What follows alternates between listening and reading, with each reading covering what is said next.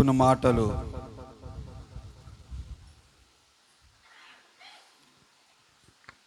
జాగ్రత్తగా జీవ గ్రంథముల మాటలు చదవటమే కాదు, చదివిన వాక్యాన్ని మనం ఏం చేయాలి? గ్రహించాలి. గ్రహిస్తేనే కానీ అది అర్థము కాదు. అందుకనే చాలా జాగ్రత్తగా ఈ మాటలు మనం గమనించాలి. ప్రకటన గ్రంథము 7వ అధ్యాయము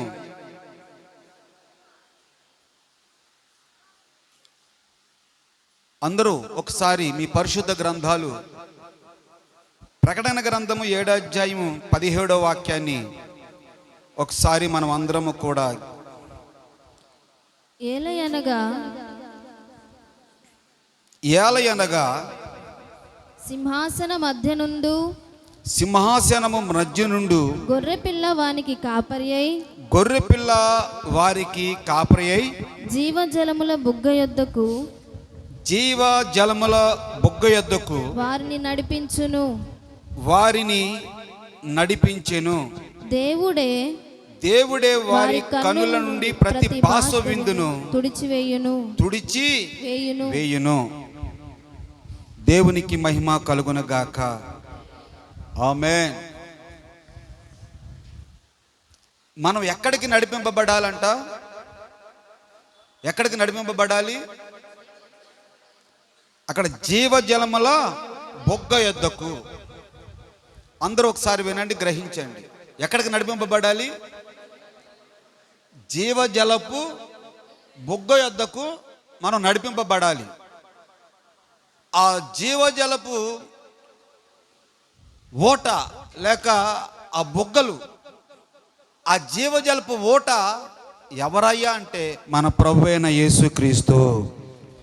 హల్లెలూయా. ఎవరండి అయినా? మన ప్రభువైన యేసుక్రీస్తు. నువ్వు జీవజలపు ఓట దగ్గరికి నువ్వు నడిపింపబడితే నీ దాహం తీరుతుంది. జీవజలపు ఆ బొగ్గల యొద్దకు నువ్వు నడిపింపబడితే నువ్వు ఎటు వెళ్ళాలో ఆ జీవజలపు ఓటలు నీకు నేర్పిస్తాయి. ఎలాగ మాట్లాడాలో నేర్పిస్తాయి. ఏ విధంగా మసులుకోవాలో నేర్పిస్తాయి. ప్రియా దేవుని బిడ్డ, అందుకనే పరిశుద్ధ గ్రంథం అంటుంది, నీవు జీవజలపు బొగ్గల యొద్దకు నడిపింపబడినప్పుడు దేవుడే నీ కనుల నుండి ప్రతి బాష్ప విందును తుడిచివేస్తారో. మన కణాల్లోంచి వచ్చిన నీళ్ళని ఆయన తుడిచివేస్తారు. చూడండి, కళ్ళ నుంచి వచ్చిన నీళ్లు ఒకసారి రక్తస్రావణి స్త్రీ ఎవరండి? ఆ రక్తస్రావం స్త్రీ ఊరి వెలుపల ఉండాలి తప్ప ఊరిలో ఉండకూడదు. ఎక్కడ ఉండాలి? ఆమె ఊరి వెలుపల ఉండాలి తప్ప ఊరిలో ఉండకూడదు. ఏ ధర్మశాస్త్రం ప్రకారంగాను, మోషే ధర్మశాస్త్ర ప్రకారంగాను రక్తస్రావణి స్త్రీ ఊరి వెలుపల ఉండాలి కానీ ఊరిలో ఉండకూడదు. అది తీర్పు, మోషే ధర్మశాస్త్ర ప్రకారంగా తీర్పు. అది భయంకరమైన జబ్బు కాబట్టి, ఆ జబ్బుకు మందు లేదు కాబట్టి ఇతరులకు సోకకుండా ఆ స్త్రీని తీసుకువెళ్ళి ఎక్కడ పెట్టాలి? ఊరి చివర, గౌని చివరి వద్ద పెట్టాలి. అలాగే పెట్టారు. ఒక గ్లాస్ అక్కడ పెట్టారు. ఎప్పుడో అప్పుడప్పుడు వెళ్ళి ముక్కు మూసుకొని, ముక్కుకి మూతికి గుడ్డ కట్టుకొని అలాగ అన్నం పాడేసి ఆ నీళ్లు పాడేసి వచ్చేస్తున్నారు. ఆ స్త్రీ ఎంత బాధపడి ఉంటుందండి, ఎంత కుమ్ములిపోయి ఉంటుంది, ఎంత ఏడుస్తూ ఉంటుంది. అయ్యో, కట్టుకున్న భర్త, కడుపును పెట్టిన బిడ్డలు, నా అత్త మామలు అందరూ కూడా నన్ను ఈరోజు ఊరి గమని యొద్దకు, అంటే ఊరి చివరికి నన్ను త్రోలివేసి అక్కడ పెట్టారు నన్నని. ఆ స్త్రీ ఎంత బాధపడి ఉంటుంది ఒకసారి గమనించండి. ప్రియా దేవుని బిడ్డలారా, యేసు ప్రభు చెప్పారు ఏమని? మీ కళ్ళల్లోంచి వచ్చిన ప్రతి బాష్ప విందును నేను తుడిచేదను. అదే ప్రాంతంలోనికి నజరేయుడైన యేసు వెళ్ళారు. దేవునికి స్తోత్రం కలుగునగాక. అదే ప్రాంతంలో మీరు అనుకోవచ్చు, ఆ స్త్రీ హాస్పిటల్కి చూపించుకోలేదంటారా? ఆ స్త్రీ అనేక మంది వైద్యుల దగ్గరికి తిరిగింది అని లేఖనాల్లో రాస్తున్నది.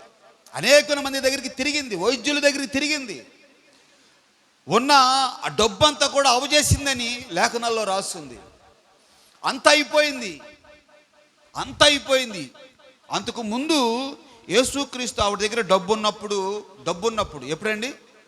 మాట్లాడండి అమ్మ, మీరు మాట్లాడండి. ఎప్పుడు? డబ్బున్నప్పుడు ఆ స్త్రీ యేసుప్రభు వచ్చినా పట్టించుకోలేదు. ఆ దేవుడు మా దేవుడు కాదు అని పట్టించుకోలేదు. అయితే డబ్బంతా అయిపోయింది, రోగం ముదిరిపోయింది, తీసుకెళ్ళి ఊరు వెలపల పెట్టారు. ఊరు వెలపల పెట్టినప్పుడు అప్పుడు జ్ఞాపం వచ్చాడంటే యేసయ్య. దేవునికి స్తోత్రం. ఎప్పుడు జ్ఞాపం వచ్చాడు? కష్టకాలాలలో ఉన్నప్పుడు, మరణ పడకల్లో ఉన్నప్పుడు యేసయ్య జ్ఞాపకం వచ్చినప్పుడు, ఆ యేసయ్య అదే ఊరికి మళ్ళీ వచ్చినప్పుడు, ప్రియా దేవుని బిడ్డలారా, ఆయన సువార్త ప్రకటించుకుంటూ అలాగ వెళుతున్నప్పుడు అనేక మంది ఆయన ముడుతూ ఉన్నారు. అనేక మంది ప్రార్థన చేయండి అయ్యా, మీ హస్తం మా మీద ఉంచండి అయ్యా అని బ్రతుకులాడుకుంటూ వెళుతున్నాడు. అయితే ఈ స్త్రీకి తెలిసింది, యేసయ్య మన గ్రామానికి వస్తూ ఉన్నారు అని ఎప్పుడైతే తెలుసుకుందో, విని వెంటనే ఊర్లోకి ధైర్యంగా వెళ్ళకూడదు. ఊర్లోకి ధైర్యంగా వెళితే ఏం చేస్తారు? రాళ్లతో కొట్టి చంపేస్తారు. మరి ఎలాగ వెళ్ళాలి? ఎలాగెళ్ళాలి? ఎవరికి గుర్తు లేకుండా, నిండు ముసుకేసుకొని ముఖము చూపించకుండా, వంగుతూ దొంగచోటగా నడుస్తూ ఏదో విధంగా కాళ్ళ మధ్యలోంచి దూరి యేసయ్య వస్త్రపు చొంగుని తాకింది. దేవునికి స్తపట్లు కొట్టి దేవుని నామాన్ని మహిమపరచండి. దేవునికి మహిమ కలుగునుగాక. హల్లెలూయా. ఎక్కడ తాకింది? వస్త్రపు చొంగుని ఎప్పుడైతే తాకిందో, విని వెంటనే యేసేల నుంచి వచ్చిన ఒక ప్రభావం ఆమెలోకి వెళ్ళింది. యేసేలోంచి వచ్చిన ప్రభావం ఆ స్త్రీలోనికి వెళ్ళినప్పుడు విని వెంటనే ఆ రక్తస్రావణ స్త్రీ, ఆ రక్తం కట్టబడింది. దేవునికి స్తోత్ర. విని వెంటనే స్వస్థత కలిగింది. అప్పుడు యేసు ప్రభు ఆమెని లేపి పైకి జడుస్తుంది. ఎవరు నన్ను ముట్టింది అనేటప్పటికీ ఆవిడ గడగడలాడిపోతుంది. శిష్యులు అంటున్నారు, అయ్యా అనేక మంది వచ్చి నేను ముట్టుకుంటున్నారు, నీ దగ్గరికి వస్తున్నారు, ఏదేదో చేస్తున్నారయ్యా అంటే, కాదు ఒక ప్రత్యేకంగా నా దగ్గరికి వచ్చింది. ఈ మాట గమనించండి. ఎలా వచ్చిందంట? ప్రత్యేకంగా వచ్చింది. అంటే బాధతో వచ్చింది, వ్యాధనతో వచ్చింది, దుఃఖముతో వచ్చింది, రోగముతో వ్యాధనతో బాధతో వచ్చి నన్ను ముట్టింది. నాలో ఉంచి ప్రభావం బయటికి వెళ్ళింది, ఆమెను స్వస్థపరిచింది అని చెప్పగానే ఆవిడ గడగడలాడిపోతూ ఉంటే, ఆ అమ్మను పట్టుకొని, ఆ స్త్రీని పట్టుకొని దేవుడు పైకి లేపి, అమ్మా ఇక నువ్వు వేడవద్దు, నీకు స్వస్థత కలిగింది, నువ్వు ధైర్యంగా ఇంటికి వెళ్ళు. నీ భర్త నిన్ను చెప్పండి నీ భర్త నిన్ను చేర్చుకుంటాడు, నీ అత్తమామలు నిన్ను చేర్చుకుంటారు, నీ బిడ్డలు నిన్ను చేర్చుకుంటారు. ధైర్యం దాని గలవై ఇంటికి వెళ్ళని ప్రతి కన్నీటి బాష్ప బిందు నా దేవుడు తుడుచునుగాక. మీ కళ్ళల్లోంచి వస్తున్న ప్రతి బాష్ప బిందు నా దేవుడు సంతోషంగా మార్చునుగాక. ఆమేన్. అక్కడ యాలయనగా సింహానాసనుల మధ్య నుండి గొర్రెపిల్ల వారికి కాపరి అయి జీవజలపు బుగ్గ యొద్దకు వారిని నడిపించెను. దేవుడే వారి కన్నుల నుండి ప్రతి బాష్ప బిందును తుడిచివేయును. దేవునికి స్తోత్రం కలుగునుగాక. ఆవిడ్ని ఎక్కడికి నడిపించారు? ఎక్కడ నడిపించబడింది ఆవిడ? యేసయ్య యొద్దకు నడిపింపబడింది. యేసయ్య యొద్దకు ఎప్పుడైతే నడిపింపబడిందో ఆయన కన్నీరు తుడిచాడు. దేవునికే మహిమ కలుగును గాక.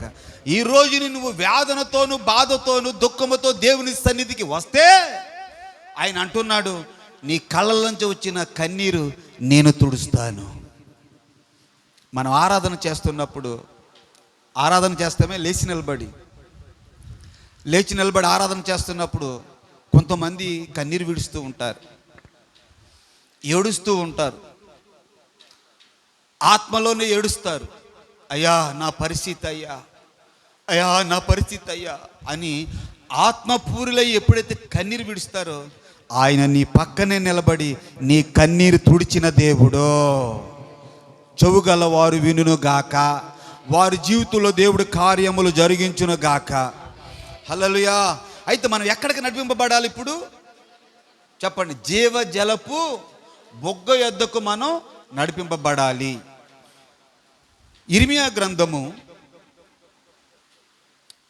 2వ అధ్యాయము, అందరూ చాలా జాగ్రత్తగా ఈ వాక్యాన్ని వినాలి.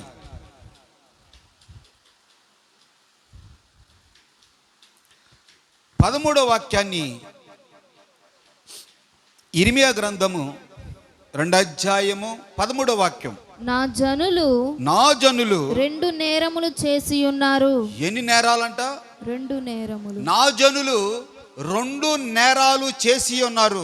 జీవజలముల జీవజలపు ఓటనైన నన్ను విడిచి ఉన్నారు. తమ కొరకు తొట్లను అనగా బద్దలై నీళ్లు నిలువ తొట్లను తొలిపించుకొని ఉన్నారు. చాలు.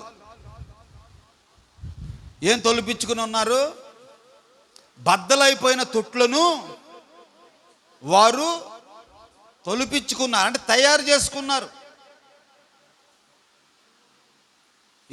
ఏ కుండలను తయారు చేసుకున్నారు? యేసుప్రభు అంటున్నాడు, నేను మీకు జీవజలపు ఓటని. ఎవరో చెప్పు. నేను మీకు జీవజలపు ఓటను. నన్ను వదిలిపెట్టి మీరు వేరే చోట్లకు వెళుతున్నారు. నన్ను వదిలిపెట్టి ఎక్కడెక్కడో తిరుగుతున్నారు.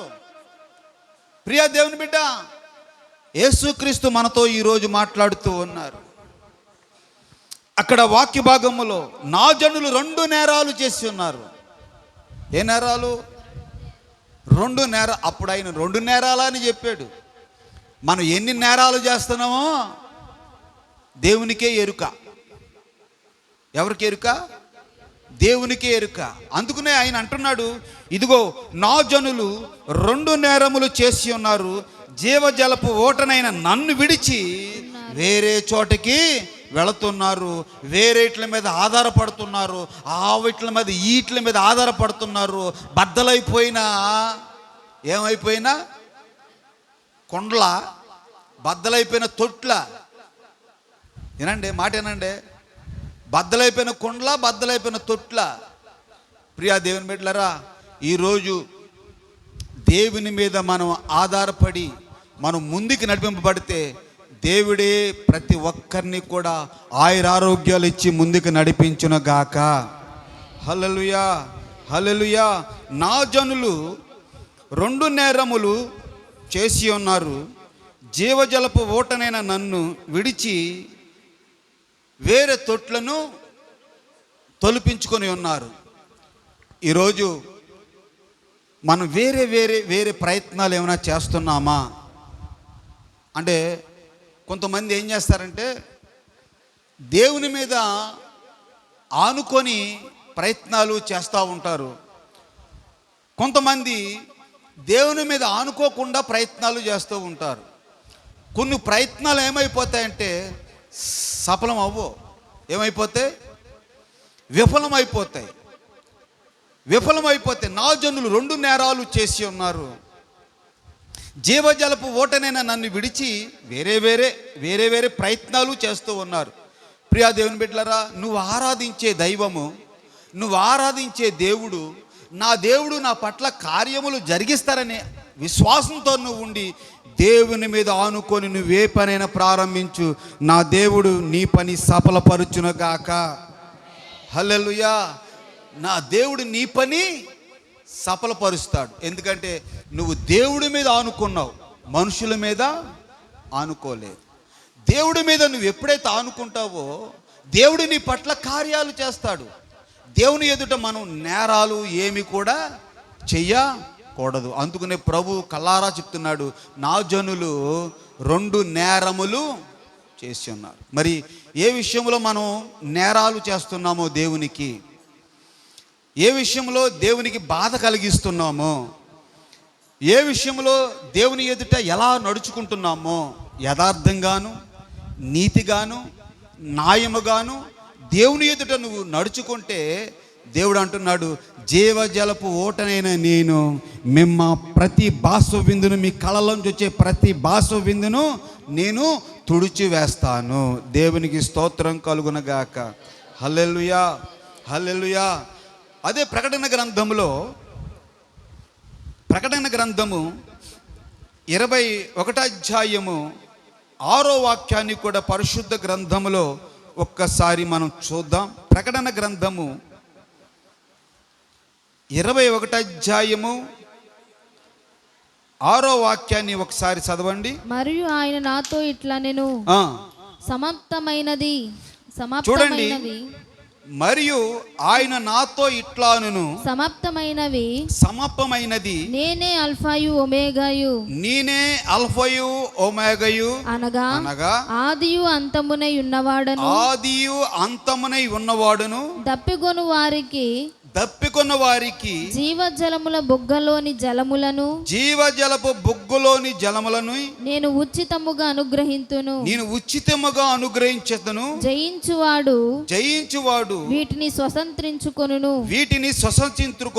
నేను అతనికి దేవుడనై ఉందును. అతడు నాకు కుమారుడై ఉండును. అతడు వారు నాకు కుమారులై కుమార్తెలై ఉంటారు. ఇప్పుడు జీవజలపు బొగ్గ యొద్దకు మనం బయలుదేరినప్పుడు దేవుడు అంటున్నారు, మీరు నాకు కుమారులు.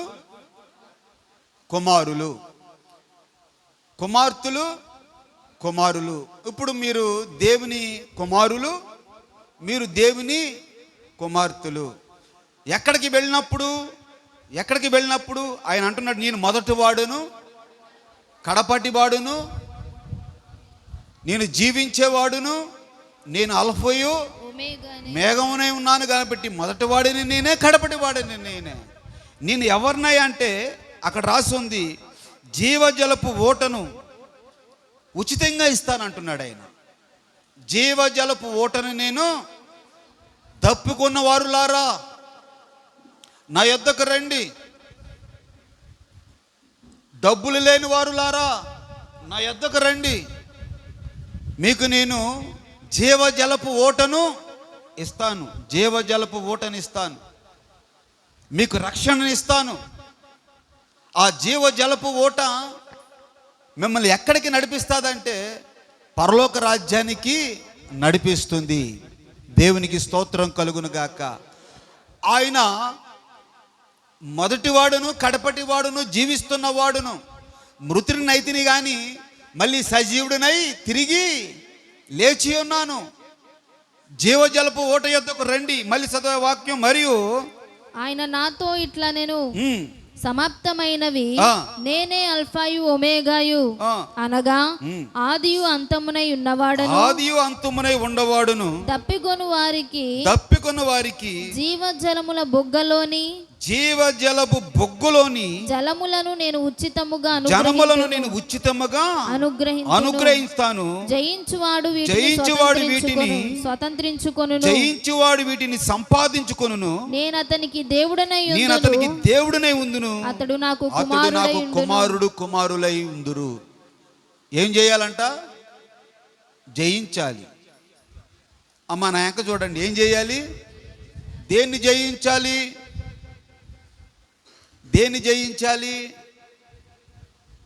జయించడం అంటే ఏంటి?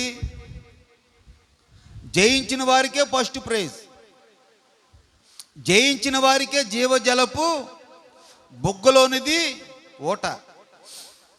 ఏ విషయంలో మనం జయించాలంటే ప్రార్థన విషయంలో మనం జయ జీవితాన్ని పొందుకోవాలి. భక్తి విషయంలో జయ జీవితాన్ని పొందుకోవాలి. పరిశుద్ధ గ్రంథము చదివే విషయంలో జై జీవితాన్ని పొందుకోవాలి.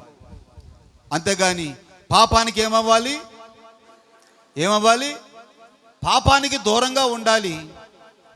భక్తి విషయంలో వినండి, పాపానికి దూరంగా ఉండాలి, భక్తి విషయంలో దగ్గరగా ఉండాలి.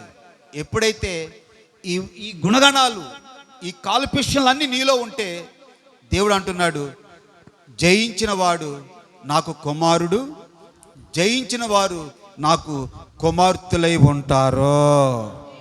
ఆమేన్. హల్లెలూయా, హల్లెలూయా. మొట్టమొదటి ఏంటి చెప్పండి? జీవజలపు ఓట యొద్దకు మనం ఏం చేయాలి? నడిపింపబడాలి. రెండోది, జీవ గ్రంథమందు మన పేర్లు రాయబడాలి. అది కూడా ఒకసారి చూడండి. ఫిలిప్పీయులకు రాసిన పత్రిక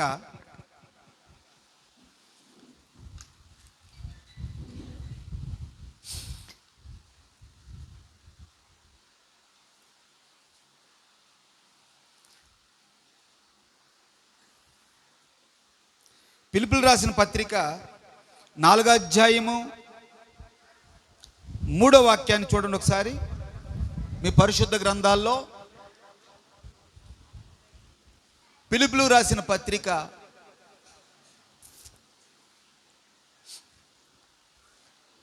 4వ అధ్యాయము. అవును నిజమైన సహకారి ఆ స్త్రీలు క్లెమెంతోనూ నా ఇతర సహకారులతోనూ సువార్త పనిలో నాతో కూడా ప్రయాసపడిన వారు గనుక వారికి సహాయము చేయమని నిన్ను వేడుకొనుచున్నాను.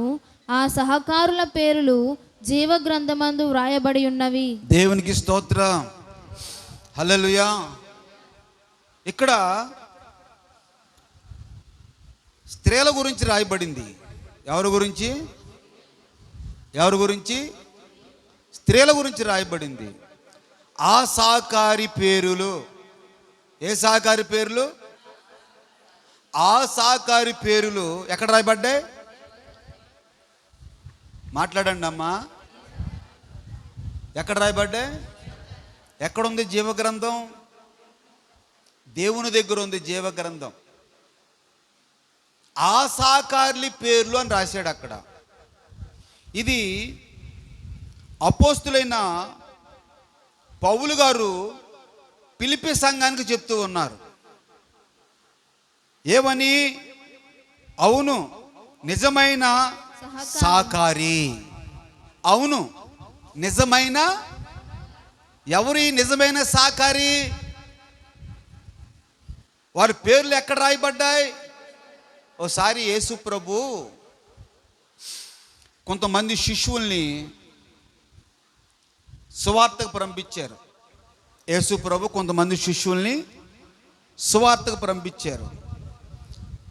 సువార్తకు పంపినప్పుడు శిష్యులతో చెప్పిన మాట ఏంటంటే, నా నామం పేరట మీరు ప్రార్థన చేయండి. ప్రార్థన చేస్తే రోగులు స్వస్థత పడతారు. నా నామం పేరట దెయ్యాల్ని వెళ్ళగొట్టండి. నా నామం పేరట ఎక్కడికి వెళ్ళినా మీకు జయం కలుగుతుంది అని కొంతమంది సేవకుల్ని పంపించాడు. కొంతమంది విశ్వాసుల్ని సేవకులుగా ఏర్పాటు చేసుకొని పంపించాడు. పంపించిన తర్వాత వాళ్ళు వెళ్ళారు. వెళ్ళి ఏ గ్రామంలోకి వెళ్ళినా వాళ్ళు ప్రార్థన చేస్తుండగా దేవుడు ఏం చేశారు? కార్యాలు జరిగించారు. దెయ్యాల్ని వెళ్ళగొట్టారు. రోగుల్ని స్వస్థపరిచాడు. అనేక మందిని స్వస్థపరిచి దెయ్యాలను వెళ్ళగొట్టి వీళ్ళు సంతోషంగా సాయంత్రం అయిపోయిన తర్వాత మళ్ళీ యేసయ్య దగ్గరికి వచ్చారు. యేసయ్య దగ్గరికి వచ్చి సంబరపడిపోతున్నారంట. ఏం పడిపోతున్నారు? సంతోషపడిపోతున్నారు, సంబరపడిపోతున్నారు. ఏ విధంగా సంబరపడిపోతున్నారు, సంతోషపడిపోతున్నారంటే, అయ్యా మేము దెయ్యాల్ని మాట్లాడరేంటి ఏమ్మా మాట్లాడరేంటి? అయ్యా మేము దెయ్యాల్ని ఎలగొట్టేశాం. అయ్యా మేము ప్రార్థన చేస్తే మేము అంటున్నారు. మేము పంపించేటప్పుడు యేసయ్య ఏమని పంపించారు? యేసు నామములో మీరు చెయ్యండి అని చెప్పారు. వీళ్ళు వెళ్ళి యేసు నామములో అన్ని ఘనకార్యాలు జరిగించాడు దేవుడు. తిరిగి వచ్చి సంతోషంగా, అయ్యా మేము ప్రార్థన చేస్తే దెయ్యాలు వెళ్ళిపోయి, అయ్యా మేము ప్రార్థన చేస్తే రోగులు స్వస్థపడిపోయారు అని చెప్తుంటే యేసయ్య విన్నారు. వాళ్ళు చెప్పినవన్నీ విన్నారు. సంతోషపడకండి. ఏమన్నారు? సంతోషపడకండి, సంబరం చేసుకోకండి. మీ పేర్లు జీవగ్రంథములో రాయబడి ఉన్నవో లేదో, దేవునికి స్తోత్ర. మీ పేర్లు జీవగ్రంథములో రాయబడి ఉన్నవో లేవో అది తెలుసుకోండి ముందు అని చెప్పాడు. చెప్పగానే ఒక్కరికి నోటంట మాట రాలే. ఒక్కరికి నోటంట మాట రాలే. ఈ స్త్రీల పేర్లు ఎక్కడ రాసి ఉన్నాయి? మాట్లాడండి అమ్మ, మీరు మాట్లాడండి. అంటే మీ పేర్లు ఎక్కడ రాయబడాలి? ఇక్కడ దైవజనుడు ఏమని చెప్తున్నాడు? ఆ మొదటి వాక్యములోనే అవును ఏమన్నాడు? చెప్పండి. అవును, నిజమైన సహకారులు. ఎవరండి వీళ్ళు? నిజమైన సహకారులు. ఆ స్త్రీలు క్లెమెంతోను నా ఇతర సహకారులతోను సువార్త పనిలో నాతో కూడా ప్రయాసపడిన వారు గనుక వారికి సహాయము చేయమని మీరు సహాయము చేయమని మిమ్మల్ని వేడుకొనుచున్నాను. ఆ సహకారుల పేర్లు జీవగ్రంథమందు రాయబడి ఉన్నవి. కొట్టేసగా చప్పట్ల గట్టిగా దేవునికి స్తోత్రం కలుగును. కొట్టండి గట్టిగా దేవునికి స్తోత్రం ప్రభువా. హల్లెలూయా. ఇప్పుడు ప్రియా దేవుని బిడ్డలారా, నీవు నిజమైన సహకారివైతే, నువ్వు నిజమైన సహకారుడు అయితే నీ పేరు ఎక్కడ రాయబడాలి? జీవగ్రంథములో రాయబడాలి. అంటే దైవజనుడితో నువ్వు చేయాలి పరిచర్యగా కావలసిన ధర్మాన్ని నువ్వేం చేయాలి?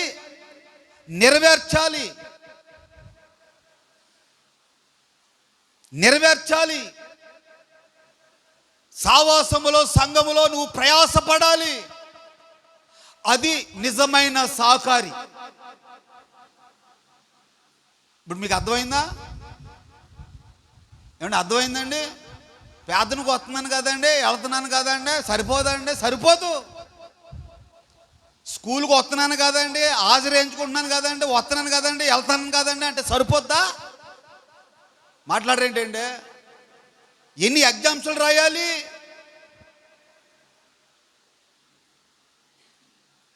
ఎన్ని పరీక్షలు ఉంటాయి? ఎన్ని టెస్టులు ఉంటాయి? మరి నిజమైన సహకారిగా నువ్వు దేవుని యందు మెప్పు పొందాలి. నిజమైన సహకారిగా నువ్వు దేవుని యందు పేరు పొందుకోవాలి. నీ పేరు జీవ గ్రంథంలో రాయబడాలంటే నువ్వు సంఘములో, సావాసములో, యేసుక్రీస్తులో ఎంత నలగొట్టబడితే. మాట్లాడరేంటి? అర్థమవుతుందా?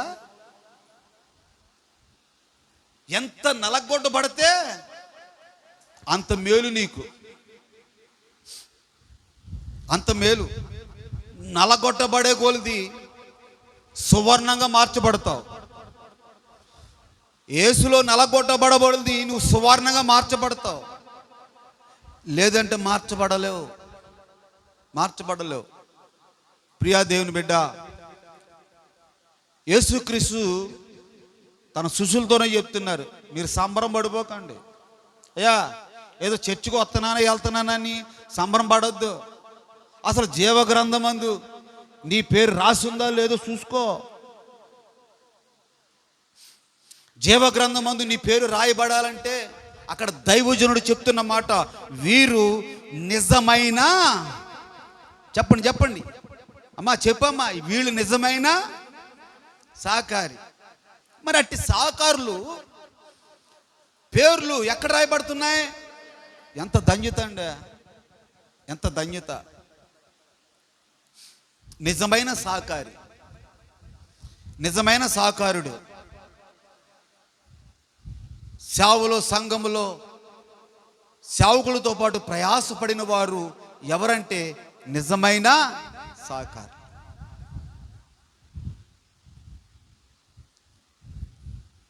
ఆ సహకారుల పేర్లు జీవ గ్రంథములో రాయబడి ఉంది అని దైవజనుడు సాక్ష్యం చెప్తూ ఉన్నాడు స్త్రీల గురించి.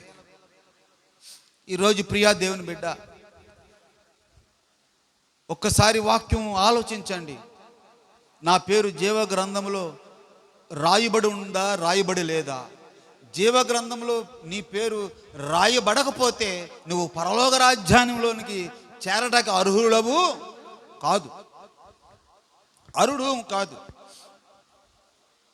కాదు.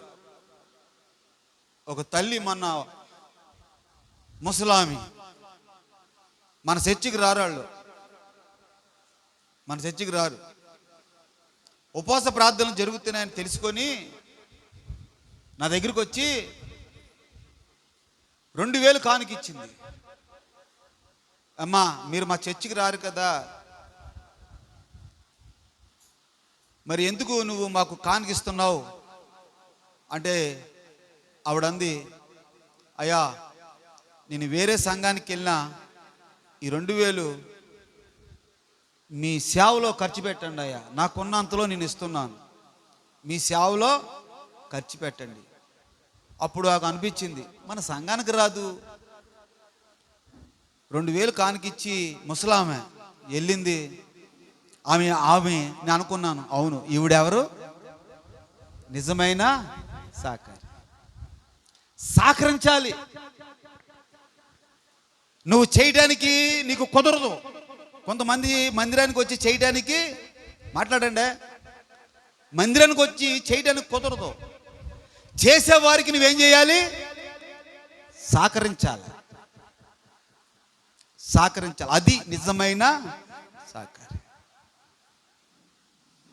వారి పేర్లు ఎక్కడ రాయబడ్డాయి? జీవ గ్రంథంలో రాయబడ్డాయి. దేవునికి స్తోత్రం కలుగునుగాక. హల్లెలూయా, హల్లెలూయా. చూడండి, జీవ గ్రంథములో రాయబడి ఉంది. ప్రకటన గ్రంథము 13వ అధ్యాయము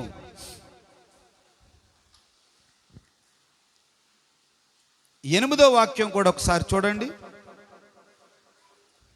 భూనివాసులందరూ, ఈ మాట చాలా జాగ్రత్తగా గమనించండి. అందరూ తీయండి, అమ్మా తీయండి, అందరూ తీయండి ఒకసారి. భూనివాసులందరూ అనగా జగదుత్పత్తి మొదలుకొని వధింపబడి ఉన్న గొర్రెపిల్ల యొక్క జీవ గ్రంథమందు ఎవరి పేరు రాయబడలేదో వారు ఆ మృగమునకు నమస్కారము చేయుదురు. ఎవడైనను చెవి గలవాడైతే వినుగాక.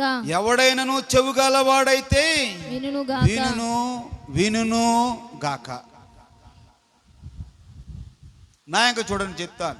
చదివారు కదా అమ్మా, చదివారా? ఇక్కడ భూనివాసులందరూ అనగా జగత్ పునాది మొదలుకొని వధింపబడిన గొర్రెపిల్ల యొక్క జీవగ్రంథమందు ఎవరి పేర్లు రాయబడలేదో. ఏమని రాస్తుందయ్యా? ఎవరి పేరైతే రాయబడలేదో వారందరూ ఎవరికి నమస్కారం చేస్తారంట? మృగానికి. ఆ మృగం సాతాన్. ఆ మృగానికి నమస్కారం చేస్తారంట. వీళ్ళొక బ్యాచ్. ఎవరి పేరైతే జీవగ్రంథములో రాయబడి ఉందో వారు జీవజలపు ఓట బుగ్గ యొద్దకు వెళతారు. ఇక్కడ ఆ సహకారుల పేర్లు ఎక్కడ రాయబడ్డాయి? జీవగ్రంథములో రాయబడ్డాయి. ఇక్కడ జీవగ్రంథములో ఎవరి పేర్లైతే లేవో వాళ్ళందరూ కూడా ఆ మృగానికి ఏం చేస్తారంట? సాగిళ్ళ పడతారు. ఆ కింద మాట కూడా ఒకసారి చూడండి. ఎవడైనను చెరపట్టవలనని ఉన్న ఎడల వాడు చెరలోనికి పోవును. ఎవడైనను ఖడ్గము చేత చంపిన ఎడల వాడు ఖడ్గము చేత చంపబడవలెను. ఈ విషయములో పరిశుద్ధుల ఓర్పును విశ్వాసమును కనబడును. ఈ విశ్వాసము ఈ విషయములో అంటే రాబోయే దినాల్లో భయంకరమైన దినాలు. ఈ భయంకరమైన దినాలలో దేవుని పిల్లలకి ఒక పరీక్ష. ఆ పరీక్ష అంటే తెలుసా? నువ్వు విశ్వాసంతో ఉండాలి. ప్రాముఖ్యమైనది ఏంటంటే ఆ నిజమైన సహకారుల పేర్లు జీవగ్రంథమందు రాయబడి ఉన్నాయి. ఇక్కడ అంటున్నాడు ప్రకటన గ్రంథంకి వచ్చేటప్పటికి ఎవరి పేరైనా జీవగ్రంథంలో రాయబడకపోతే, ఎందుకండి ఒకసారి ఆలోచించండి. జీవగ్రంథమందు మన పేర్లు రాయబడకపోతే మనం ఏం కోల్పోతాం? మాట్లాడండి. ఏం కోల్పోతాం? పరలోక రాజ్యాన్నే కోల్పోతాం. అందుకనే నిజమైన సాకారులుగా దేవుని సన్నిధిలో ఉండి మీరు జీవజలపు బొగ్గల యొద్దకు వస్తున్నారా లేదా? ఆయనే జీవజలపు ఓటై ఉన్నారు. ఆ జీవజలపు ఓట దగ్గరికి మీరు వచ్చినప్పుడు మీ పేర్లు ఎక్కడ రాయబడాలి? జీవగ్రంథములో రాయబడును గాక. ఆమేన్. ఆ సాకారుల పేర్లు జీవగ్రంథములో రాయబడినట్లుగా మీ పేర్లు కూడా జీవగ్రంథములో రాయబడును గాక. హల్లెలూయా, హల్లెలూయా. జీవగ్రంథములో పేర్లు రాయబడిన వారికి దేవుడిచ్చే బహుమతి ఏంటో కూడా మీకు చూపిస్తాను. ఒకసారి చూడండి, యాకోబు పత్రిక. ఆయన ఇచ్చే బహుమతి.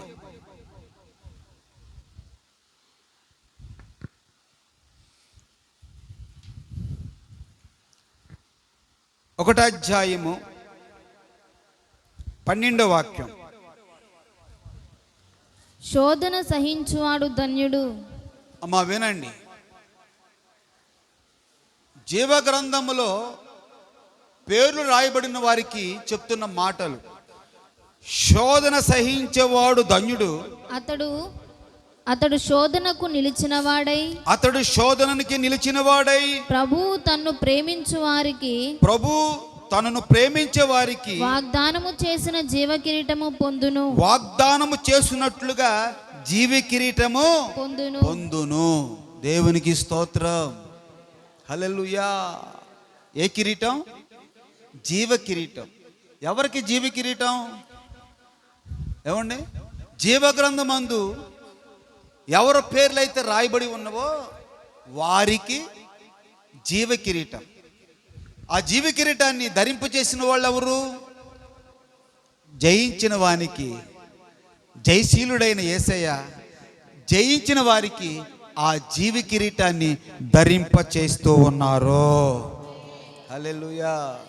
ప్రియా దేవుని బిడ్డ, అక్కడ అన్నాడు శోధన. ఏంటండి అది? శోధన సహించేవాడు ఎవరు? మాట్లాడండి. శోధన సహించేవాళ్ళు ఎవరు? ధన్యులు. ఒక అక్క సాక్ష్యం చెప్తుంది, అయ్యా ఎంత శోధన అంటే అంత శోధన అయ్యా. ఎంత ప్రార్థన చేస్తున్నానయ్యా, కన్నీరు విడుస్తున్నాను అయ్యా, నా కళ్ళలో ఎప్పుడు నీళ్లు కారుతూనే ఉంటాయి, ప్రార్థన చేస్తున్నాను, అయినా ఈ శోధనలోంచి నన్ను తొలగించలేకపోతున్నాడయ్యా అని ఆ తల్లి చెప్తున్నప్పుడు ఈ వాక్యం చదివితే నాకు అర్థమైంది. శోధన సహించేవాడు, అమ్మా శోధన సహించేవారు వారు కొరకు దేవుడు ఏం సిద్ధపరిచాడు? జీవ కిరీటం. దేవునికి మహిమ కలుగునగాక. మళ్ళీ చదువు. శోధన సహించేవాడు ధన్యుడు. అతడు శోధనకు నిలిచిన వాడై ప్రభు తన్ను ప్రేమించు వారికి వాగ్దానము చేసిన జీవ కిరీటము పొందును. పొందురుదురు. దేవునికి స్తోత్రం కలుగును గాక. హల్లెలూయా. జీవ కిరీటం ఎవరికయ్యా, ఎప్పుడయ్యా మాకు జీవ కిరీటం అంటే, నీవు ఎక్కడికి రావాలి? జీవజలపు బొగ్గ యొద్దకు రావాలి. జీవజలపు బొగ్గ యొద్దకు వచ్చినప్పుడు నీ పేరు ఎక్కడ రాయబడాలి? జీవ గ్రంథంలో. అదే ఎవరి పేర్లు జీవ గ్రంథంలో రాయబడతాయి?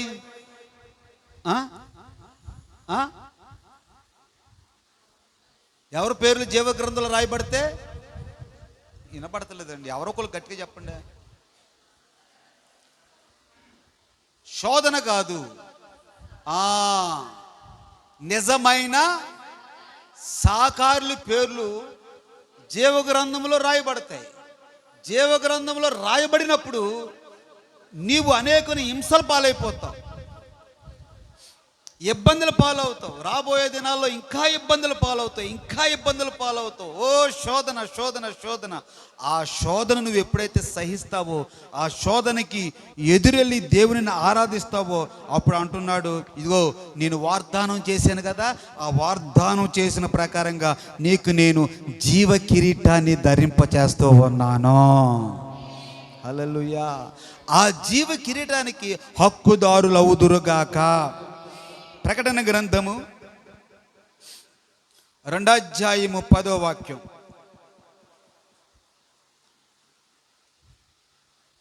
ఆ మాట కూడా చెప్పి నేను ముగిస్తాను. చూడండి. ఇదిగో మీరు శోధింపబడునట్లు అపవాది మీలో కొందరిని చెరలో వేయబోచున్నాడు. ఒకసారి అందరూ తీయండి. ప్రకటన గ్రంథము 2:10. ఇదిగో మీరు శోధింపబడినట్లు అపవాది మీలో కొందరిని చెరలో వేయబోచున్నాడు. అపవాది మీ కుటుంబాలలోకి వచ్చి గలిబిలి చేయబోతూ ఉన్నారు. 10 దినములు శ్రమ కలుగును. 10 దినములు మీకు శ్రమ కలుగును. మరణము వరకు నమ్మకముగా ఉండుము. ఎలా ఉండాలంట అమ్మ చెప్పండి? మరణము వరకు నమ్మకంగా ఉండండి. నేను నీకు జీవ కిరీటమునిచ్చేదను. అప్పుడు నేను మీకు ఏ కిరీటం? జీవ కిరీటం. నిజమైన సాకారులు దేవుని సన్నిధిలో ఎలా ఉంటారంట? మాట్లాడండి అయ్యా, మీరు కూడా మాట్లాడండి. నిజమైన సాకారులు దేవుని సన్నిధిలో ఎలా ఉండాలి? నమ్మకంగా ఉండాలి. అందుకనే యేసుక్రీస్తు కొంతమందికి కొన్ని తలాంతులు ఇచ్చారు. నమ్మకమైన బళ మంచి దాసుడా. ఆ ఉపమానం ఇక్కడ మనకు నెరవేర్చబడుతుంది. నువ్వు శోధనలు సహించు, ఇబ్బందులు సహించు, అంతము వరకు నమ్మకంగా ఉండు. తొలగిపోకు, తొట్టిల్లిపోకు. నీ భక్తిని నువ్వు కాపాడుకో. నీ పరిచర్య, నీకు అప్పచెప్పిన పరిచర్య నువ్వు చెయ్యి. నిజమైన సాకారిగా పరిచర్య చేయి. దేవుని సన్నిధిలో ఎక్కడున్నా నిజమైన సాకారుగా ఉండు. దైవజనులతో పరిచర్య చేయి, సహకరించు, సంఘంలో పరిచర్య చేయి. అప్పుడు నీ పేరు జీవ గ్రంథంలో రాయబడుతుంది. నిజమైన సహకారిగా నువ్వు గుర్తింపబడతావు.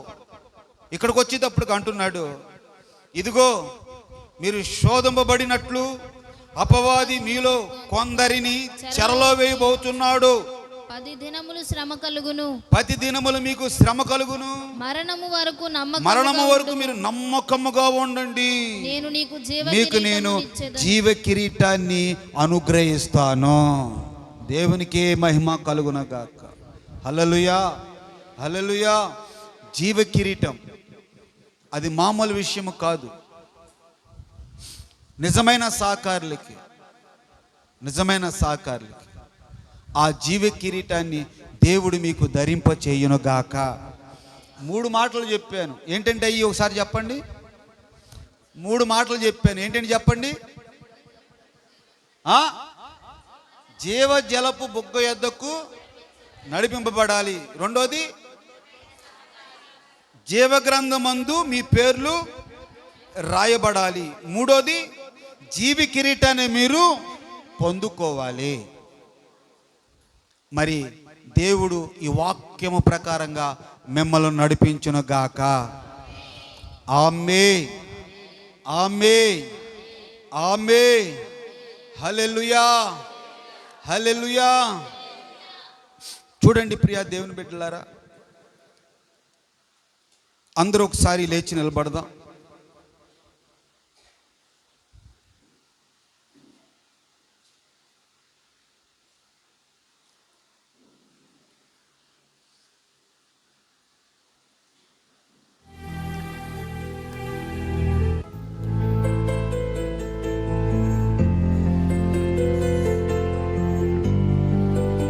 అందరం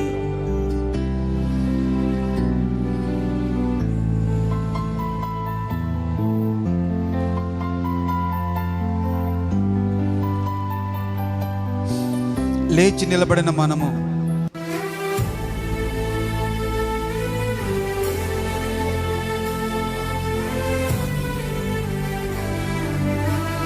అక్కడ కూర్చోండి.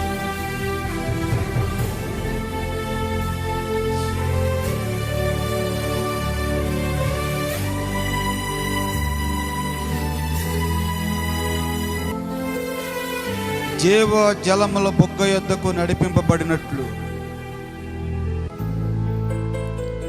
జీవ గ్రంథములో మీ పేర్లు రాయబడినట్లు జీవ కిరీటము మీరు పొందుకున్నట్లు అందరం ఒక్కసారి ఎవరికి వారే ప్రార్థన చేసుకుందాం. అందరూ కూడా ఒక్కసారి praise the lord, praise the lord, praise the lord, praise the lord, praise the lord. Hallelujah, hallelujah, praise the lord. విన్న వాక్యాన్ని బట్టి జీవ జలపు ఓట యొద్దకు నువ్వు నడిపింపబడాలి. ఆ నిజమైన సాకారుల పేర్లు జీవ గ్రంథములో రాయబడినట్లుగా మీ పేర్లు జీవ గ్రంథములో రాయబడాలి. ఎవరి పేర్లైతే జీవ గ్రంథములో రాయబడతాయో వారికి జీవ కిరీటాన్ని దేవుడిస్తున్నారు. అందరూ ప్రార్థన చేసుకుందాం. పరిశుద్ధుడు అనే కొందనాలు జీవాధిపతినికి స్తోత్రములు నాయన. ఆశ్చర్యకరుడు ఆలోచనకర్తానికి స్తోత్రాలు. శాలేము రాజ్యానికి స్తోత్రములు తండ్రి. నిన్న నేడు ఏకరీతిగా మాతో ఉన్నవాడివి నువ్వే నైనానికి స్తోత్రములు నాయన. అబ్రహాము ఇస్సాకు యాకోబులు దేవుడివి నాయన. మాకు సాలిన తండ్రివి నా తండ్రికి స్తోత్రములు నాయన. ఆకాశము నీ సింహాసము, భూలోకము నీ పాదపీఠమైనది దేవానికి స్తోత్రములు తండ్రి. అయా ఈ పునరుద్ధానపు దినమున రోజున ప్రభా నీ పాదాలు చెంట మేమందరము కూడా చేరి ఉన్నాము దేవానికి స్తోత్రాలు. అయా మీ దైవ సేవకుల్ని నిలబెట్టి నువ్వు మాట్లాడున్న ప్రభానికి స్తోత్రములు తండ్రి. అయా నువ్వు ఎంతైనా గొప్పవాడివి, ఘనమైన వాడివి ప్రభానికి స్తోత్రములు నాయన. అయా ప్రతి బిడ్డ ఈ వాక్యాన్ని ఆలకించున్నారు ప్రభా, ఈయన ఉన్నారు తండ్రికి స్తోత్రాలు.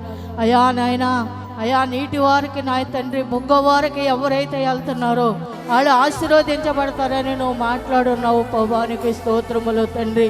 అయా నీ పేరులు నాయన లెక్కించబడాలంటే ప్రభా మేమేమి చేయాలో నువ్వు మాట్లాడున్నావు ప్రభా. అయానికి స్తోత్రములు తండ్రి. మా బిడ్డలందరినీ కూడా ప్రభా, అయా మా విశ్వాసాలందరినీ నీ చేతులకు అప్పగించుకుంటున్నాం ప్రభా.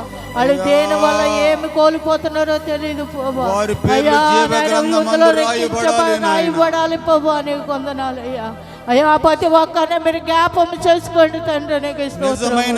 అయ్యా నిజమైన సహకారులుగా నిలబడే ఆత్మను దయచేయండి దేవానికి స్తోత్రములు తండ్రి. అయ్యా నీ బిడ్డలుగా మీరు అంగీకరించండి దేవానికి స్తోత్రములు తండ్రి. ధరింపచేయండి అయ్యా, నీకు స్తోత్రములు తండ్రి. నీ బిడ్డల పైన నీ గొప్పనంచండి దేవానికి స్తోత్రములు తండ్రి. అయ్యా నోటు మాట ద్వారా కానీ నాయన, తలంపుల ద్వారా కానీ, ఆలోచనల ద్వారా కానీ పోవా ఏది కోల్పోకుండా పోవా నీ బిడ్డలుగా నీ వైపు నిలబడి ఆత్మను దయచేయండి దేవానికి స్తోత్రములు తండ్రి. అయా నీ మా పేర్లు పోవా, అయా నీ రేఖనాల్లో రాయికపోతే పోవా, అయా బోధ గడి చేతులకి మేము అప్పగించుకున్నట్లు పోవా నువ్వు మాట్లాడున్నావు పోవా. అయా మమ్మల్ని క్షమించండి తండ్రి. అయా ప్రతి వారిని క్షమించండి దేవా. నీకు లోబడే ఆత్మను దయచేయండి అయ్యా. అయ్యా నీకై నీ యందు భయభక్తులు కలిగే జీవితాన్ని దయచేయండి తండ్రి. ఏదో వెళ్తున్నాం వస్తున్నాం అని కాదు కానీ పవ్వ నీకు లోబడే ఆత్మ పది బిడ్డకి కలిగిస్తేయండి. దేవానికి స్తోత్రములు తండ్రి. మా విశ్వాసాలందరినీ నీ చేతులకు అప్పగించుకుంటున్నాం పవ్వ. అయా ఉద్యోగాలు వ్యాపారాలు నా తండ్రి, అయా చేతి పనులు చేతన బిడ్డలు మీరు దీవించండి, ఆశీర్వదించండి పవ్వ. అయా నీ కొప్పులో బలపరుస్తండి. దేవానికి స్తోత్రములు తండ్రి. ఎవరైనా అనారోగ్యంగా ఉంటే ఆరోగ్యాన్ని, శక్తిని, బలాన్ని మీరు దయచేయండి అయ్యా. ప్రతి బలహీనతను విడుదల కలిగిస్తేయండి తండ్రి. నీకు స్తోత్రాలు. ఆరోగ్యకరమైన రెక్కల నీళ్ళు మీరు భద్రపరుస్తండి తండ్రి. మీరు గొప్ప శాత మీరు జ్ఞాపం చేసుకోండి పోవా. అయా పేర్లు పోవా. అయా అయా అయా లెక్కించబడాలి పోవా. అయా తప్పుపోకూడదు పోవా. అయా ఎక్కడైనా మర్చిపోతున్నారేమో మీరు బయలుపరిచారు పోవా. సరి చేసుకునే ఆత్మని, నిలబడే ఆత్మను మీరు దయచేయండి తండ్రి. అయా మాట ద్వారా కూడా నాయన చెదిరిపోకూడదు నీ బిడ్డల పోవా. నీ గొప్ప చూపండి తండ్రి. నీకు స్తోత్రములు నాయన. నీ బిడ్డలు నీ చేతులకు అప్పగించుకుంటున్నావు తండ్రి. నీ కాపుదల గొప్పనివ్వండి. అలాగే సేవకులకు ఇంకా పరిపూర్ణమైన ఆరోగ్యాన్ని దయచేయండి. అయా శక్తిని, బలాన్ని మీరు దయచేయండి. గొప్ప అమ్మడి గొప్పను అనుగ్రహించండి తండ్రి. నీకు స్తోత్రాలు. ఇంకా నాయన బలమైన సాధనకు వాడుకుని ఆత్మను కలిగిస్తేయండి తండ్రి. నీకు వందనాలు. మీరు గొప్ప చూపండి నాయన.